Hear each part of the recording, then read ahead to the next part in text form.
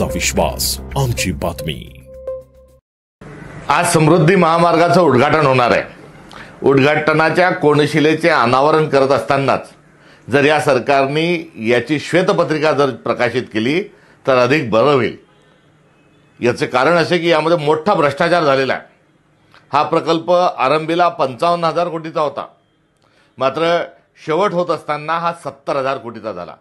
ज्या पद्धतीने जो भाईंदरचा जो बोगदा आहे यामध्ये 3,000 कोटी रुपयांचा भ्रष्टाचार झाल्याचं सुप्रीम कोर्टाने जसं सिद्ध झालं, तसं श्वेतपत्रिका जर प्रकाशित झाली तर यांचा देखील 15,000 कोटी रुपयांचा समृद्धी महामार्गातला घोटाळा देखील समोर आल्याशिवाय राहणार नाही। या समृद्धी महामार्गाच्या निमित्तानं देवेंद्र फडणवीस आणि एकनाथ शिंदे यांनी व यांच्या बगलबच्च्यांनी फार मोठा मलिदा त्यामध्ये हा खाल्लेला आहे। आणि एवढंच नव्हे तर या समृद्धी महामार्गांच्या पैशातून 50 खोके एकदम ओके हा कार्यक्रम देखील त्याच माध्यमातून हा राबवलेला आहे। एकंदरीत हे कडबोळ आहे आणि या कडबोळाने एक समृद्धी महामार्गापेक्षा मोठा एक भ्रष्टाचाराचा महामार्ग हा यांनी उघडा केलेला आहे। आणि हा समृद्धीचा नव्हे तर हा भ्रष्टाचाराचा जो एकंदरीत चालू असलेला जो महामार्ग आणि धंदा जो आहे याचा पर्दाफाश करण्याची आता वेळ आलेली आहे।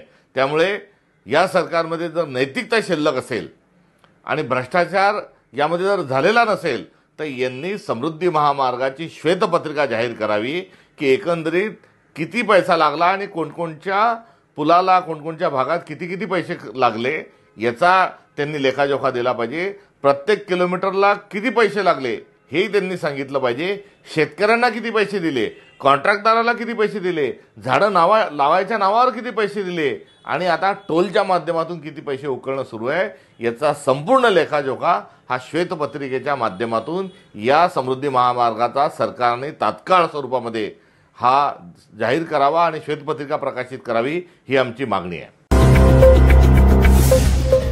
आपलं शासन, तुमचा विश्वास आमची बातमी।